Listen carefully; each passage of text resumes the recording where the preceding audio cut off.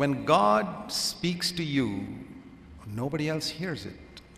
ನಿಮಗೆ ವೈಯಕ್ತಿಕವಾಗಿ ದೇವರು ಮಾತಾಡಿದಾಗ ಬೇರೆ ಯಾರಿಗೂ ಕೇಳಿಸೋದಿಲ್ಲ. For example, right now, ಉದಾಹರಣೆಗೆ ಇವಾಗಲೇ God is saying something to you,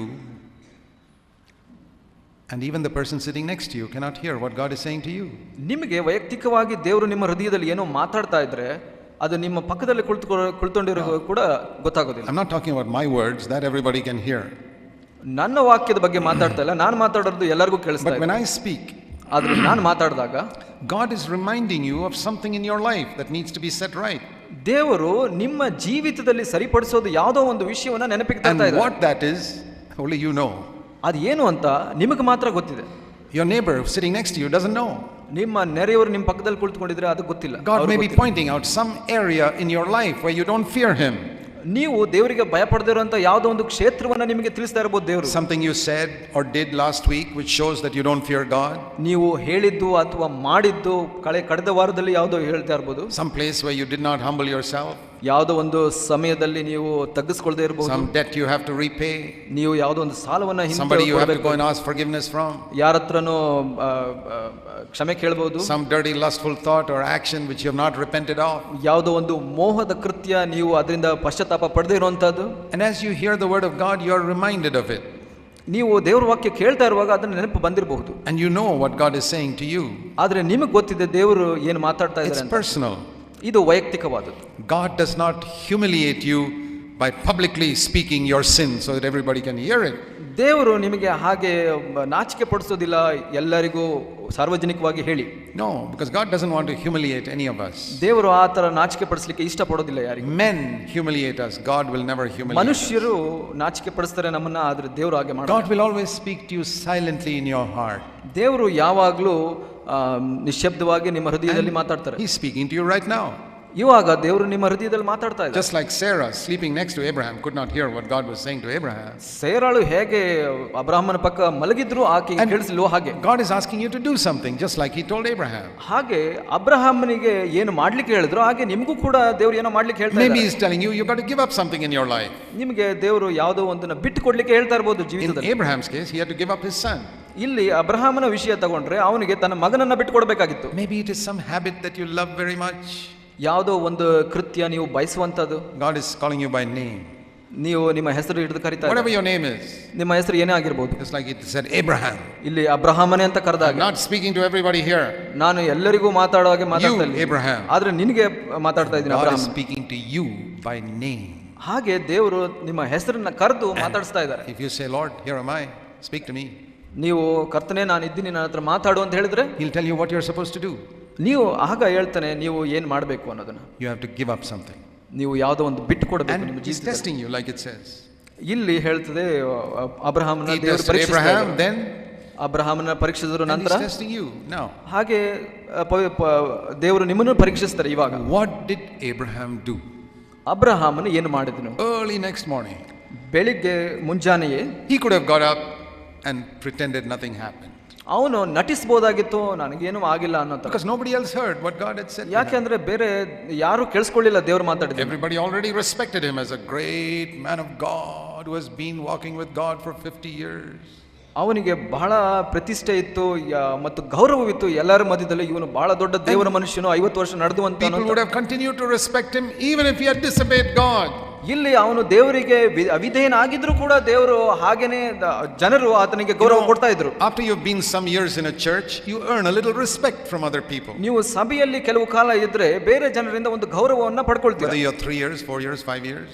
2 ವರ್ಷ, 3 ವರ್ಷ, 4 ವರ್ಷ, 5 ವರ್ಷ. You earn a certain amount of respect. People say that's a good steady brother in our church. ನೀವು ಅವರಿಂದ ಪಡ್ಕೊಳ್ತೀರಾ ಇವನು ಒಳ್ಳೆಯ ವಿಶ್ವಾಸಿ ಅನ್ಬಿಟ್ಟು. Sometimes God speaks to these good steady brothers and sisters.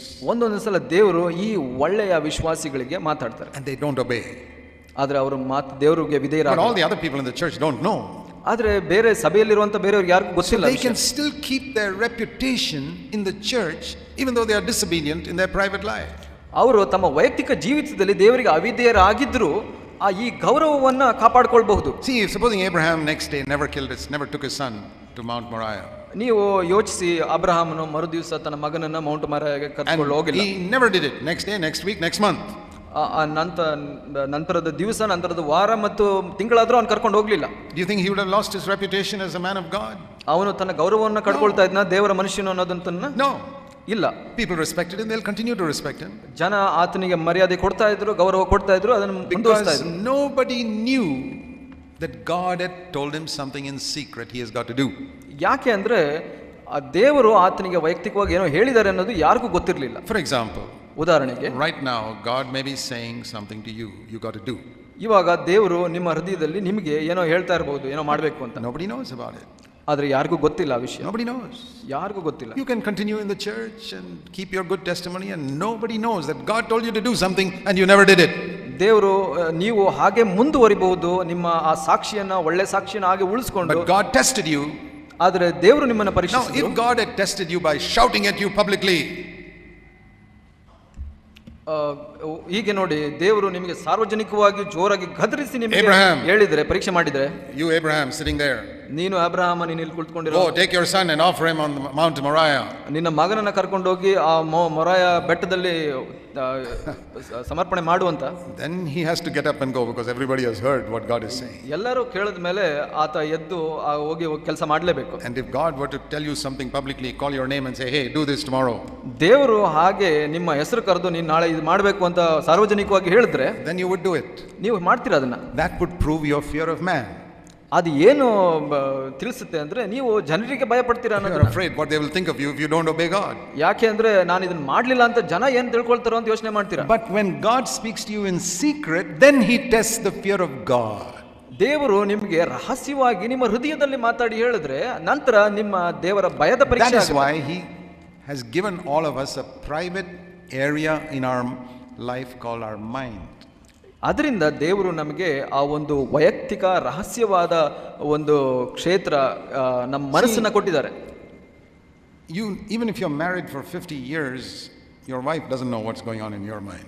ನೀವು ಮದುವೆ ಆಗಿ 50 ವರ್ಷ ಆಗಿದ್ರು ನಿಮ್ಮ ಹೆಂಡತಿಗೆ ನಿಮ್ಮ ಮನಸ್ಸಿನಲ್ಲಿ ಏನಾಗ್ತಾ ಇದೆ ಅಂತ ಗೊತ್ತಿಲ್ಲ. You can be thinking of other women all the time. ನೀವು ಬೇರೆ ಹೆಂಗಸಿನ ಬಗ್ಗೆ ಯಾವಾಗಲೂ ಯೋಚನೆ ಮಾಡ್ತಾ ಇರಬಹುದು. Your wife doesn't know. ನಿಮ್ಮ ಹೆಂಡತಿಗೆ ಗೊತ್ತಿಲ್ಲ ಅದು. But God knows. ಆದ್ರೆ ದೇವರಿಗೆ ಗೊತ್ತಿದೆ. And you know. ನಿಮಗೆ ಗೊತ್ತಿದೆ. And that proves that you don't fear God. ಅದು ಗುರುತು ಮಾಡುತ್ತೆ ನಿಮಗೆ, ನೀವು ದೇವರಿಗೆ ಭಯಪಡೋದಿಲ್ಲ ಅಂತ. But outwardly you keep away from other women. ನೀವು ಹೊರಗಿನ ಜೀವಿತದಲ್ಲಿ ಬೇರೆ ಹೆಂಗಸರಿಂದ ದೂರ ಇರ್ತೀರಾ. That proves what? ಅದು ಏನು ತೋರಿಸುತ್ತೆ? May prove that you fear your wife.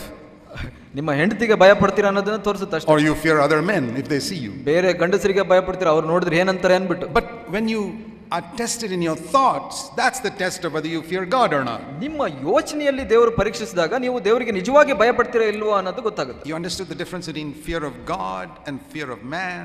ನಿಮಗೆ ಇದರ ವ್ಯತ್ಯಾಸ ಗೊತ್ತಾಯ್ತಾ? ದೇವರ ಭಯ, ಮನುಷ್ಯರ ಭಯ ಅಂದ್ರೆ ಏನು Fear ಅಂತ? of God and fear of your wife. ದೇವರ ಭಯ, ಹೆಂಡತಿಯ ಭಯ. Very few people have the fear of God. ಬಹಳಷ್ಟು ಕಡಿಮೆ ಜನ, ವಿರಳವಾದ ಜನ ದೇವರ ಭಯ ಹೊಂದಿದ್ದಾರೆ.